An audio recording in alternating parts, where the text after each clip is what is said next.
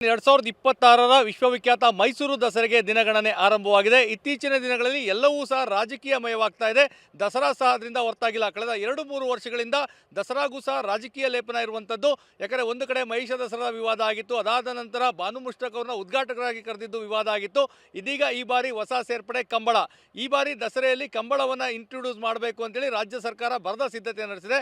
ನಾನೀಗ ಮೈಸೂರಿನ ಸಾತ್ಗಳ್ಳಿಯಲ್ಲಿದ್ದೇನೆ. ನೋಡ್ತಾ ಇರ್ಬೋದು, ಈ ಒಂದು ವಿಶಾಲವಾದಂತಹ 30 ಎಕರೆ ಪ್ರದೇಶ ವಿಜಯನಗರ ಮತ್ತು ಸಾತ್ಗಳ್ಳಿಯ 2 ಜಾಗವನ್ನು ಗುರುತಿಸಿದ್ರು.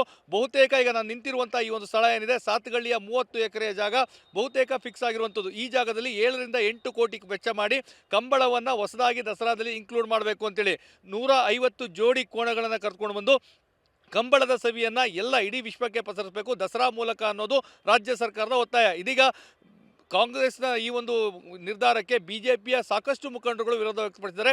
ಪ್ರಮುಖವಾಗಿ ಮೈಸೂರು ಕೊಡಗು ಸಂಸದ ಯದುವಂಶದವರಾಗಿಯೂ ಸಹ ಅವರು ವಿರೋಧವನ್ನು ವ್ಯಕ್ತಪಡಿಸಿರುವಂಥದ್ದು. ಮಾಜಿ ಸಂಸದ ಪ್ರತಾಪ್ ಸಿಂಹ, ಬಿಜೆಪಿ ರಾಜ್ಯಾಧ್ಯಕ್ಷ BY ವಿಜೇಂದ್ರ ಸೇರಿದಂತೆ ಎಲ್ಲರೂ ವಿರೋಧ ವ್ಯಕ್ತಪಡಿಸ್ತಾ ಇರುವಂಥದ್ದು. ಪ್ರಮುಖವಾಗಿ ಪರಿಸರವಾದಿಗಳಿಂದಲೂ ಸಹ ಈಗ ವಿರೋಧ ವ್ಯಕ್ತವಾಗಿದೆ. ಯಾಕಂದರೆ ನೀವು ನೋಡ್ತಾ ಇದ್ದೀರಾ, ಈ ಒಂದು ವಿಶಾಲವಾದಂಥ ಜಾಗದಲ್ಲಿ ಸಾಕಷ್ಟು ಹಸಿರು ಗಿಡ ಮರಗಳಿರುವಂಥದ್ದು. ಈ ಒಂದು ಸ್ಥಳದಲ್ಲಿ ಕಂಬಳ ಮಾಡಬೇಕು ಅಂದರೆ ಇವೆಲ್ಲವನ್ನು ಸಹ ತೆರವುಗೊಳಿಸಿ ಕಂಬಳಕ್ಕೆ ಜಾಗವನ್ನು ಸಿದ್ಧಪಡಿಸಬೇಕು. ಹೀಗಾಗಿ ಪರಿಸರವಾದಿಗಳಿಂದ ಒಂದು ಕಡೆ ವಿರೋಧ ವ್ಯಕ್ತವಾಗ್ತಾ ಇದೆ. ಮರಗಳನ್ನು ತೆಗೆದು ಇಲ್ಲಿ ಯಾವುದೇ ರೀತಿಯಾಗೂ ಕಂಬಳ ಮಾಡಬೇಡಿ ಅಂತೀವಿ. ಮತ್ತೊಂದು ಕಡೆ ತಾವು ಕೇಳಿದಂತೆ ಮೈಸೂರಿಗರ ಒಂದು ಅಭಿಪ್ರಾಯ ಅಂತ ಹೇಳಿದ್ರೆ, ದಸರಾ ನಮ್ಮ ಮೈಸೂರಿನ ಪರಂಪರೆ, ಕಲೆ, ಸಂಸ್ಕೃತಿಯನ್ನು ಇಡೀ ವಿಶ್ವದಾದ್ಯಂತ ಪಸರಿಸುವಂಥ ಕೆಲಸಕ್ಕೆ ನಾವು ಮುಂದಾಗ್ತೇವೆ. ಹೀಗಾಗಿ ಈ ಸಂದರ್ಭದಲ್ಲಿ ಕರಾವಳಿಯ ಕಲೆಯನ್ನು ನಾವು ಖಂಡಿತವಾಗಿ ಗೌರವಿಸ್ತೇವೆ. ಆ ಒಂದು ಕಲೆಯನ್ನು ದಸರಾದಲ್ಲಿ ತೋರಿಸೋದು ಬೇಡ, ಪ್ರತ್ಯೇಕವಾಗಿ ಕಂಬಳವನ್ನು ಮೈಸೂರಿನಲ್ಲಿ ಆಯೋಜನೆ ಮಾಡಲಿ. ದಸರಾ ಜೊತೆಗೆ ಕಂಬಳ ಬೇಡ ಅನ್ನೋದು ಮೈಸೂರಿಗರ ಒಂದು ಅಭಿಪ್ರಾಯ. ಇದ್ರ ಜೊತೆಗೆ ಆ ಕಂಬಳ ಏನಿದೆ, ಸಾಕಷ್ಟು ಕರಾವಳಿ ಭಾಗದವರ ಭಾವನಾತ್ಮಕವಾದಂಥ ಒಂದು ಆಚರಣೆ ಇರ್ತದೆ. ಅದನ್ನು ಮೈಸೂರಿನಲ್ಲಿ ಆಚರಣೆ ಮಾಡಬೇಕಾದ್ರೆ ಸಾಕಷ್ಟು ಲೋಪದೋಷಗಳಿರ್ತದೆ. ಹೀಗಾಗಿ ಕರಾವಳಿಯ ಜನರ ಮನಸ್ಸನ್ನು ನೋಯಿಸೋದು ಬೇಡ, ಮೈಸೂರಿಗರ ಮನಸ್ಸನ್ನು ನೋಯಿಸೋದು ಬೇಡ.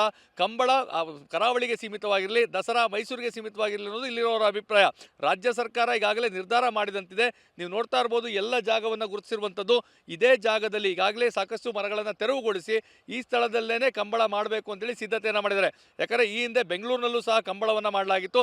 ಅದೇ ರೀತಿ ದಸರೆಯಲ್ಲಿ ಆದರೆ ಈಗ ಮಂಗಳೂರಿನ ಒಂದು ಕಂಬಳದ ಅಧ್ಯಕ್ಷರು ಹೇಳ್ತಾ ಇರುವಂಥದ್ದು, ಕಂಬಳ ಈಗಾಗಲೇ ರಾಜ್ಯದ ಕ್ರೀಡೆ ಆಗಿದೆ, ಇಡೀ ವಿಶ್ವ ಮಟ್ಟಕ್ಕೆ ತೆಗೆದುಕೊಂಡು ಹೋಗಲಿಕ್ಕೆ ದಸರಾದಂಥ ವೇದಿಕೆ ಬೇಕು, ನಾವು ಸಂಪನ್ಮೂಲವನ್ನು ಕ್ರೋಢೀಕರಿಸ್ತೇವೆ ಅನ್ನೋದು ಮಾತುಗಳನ್ನು ಹೇಳ್ತಾ ಇರುವಂಥದ್ದು. ಇಲ್ಲಿ ಪ್ರಮುಖವಾಗಿ ರೆಹಮಾನ್, ಸಂಪನ್ಮೂಲವನ್ನು ಕ್ರೋಢೀಕರಿಸೋದಲ್ಲ, ದಸರಾ ಅಂತ ಹೇಳಿದ್ರೆ ಅದು ಮೈಸೂರಿನ ಪರಂಪರೆ, ಇಡೀ ವಿಶ್ವಕ್ಕೆ ರಾಜರ ಕಾಲದ ಗತವೈಭವವನ್ನು ಮತ್ತು ಎಲ್ಲೂ ದೇಶದ ಯಾವ ಭಾಗದಲ್ಲೂ ಸಹ ವಿಶ್ವವಿಖ್ಯಾತ ಜಂಬೂ ಸವಾರಿ ಮೈಸೂರಿನಂತೆ ನೆರವೇರೋದಿಲ್ಲ.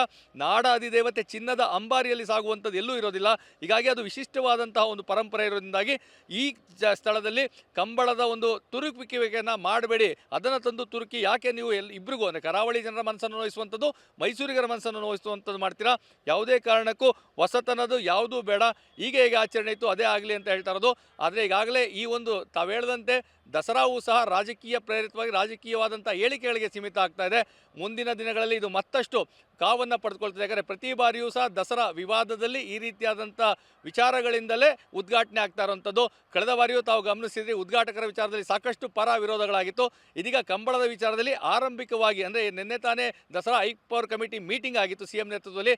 ಅದಾದ ಬೆನ್ನಲ್ಲೇ ಈ ರೀತಿಯಾದಂಥ ಒಂದು ಪರ ವಿರೋಧ ಮಾತು ಬರ್ತಾ ಇದೆ.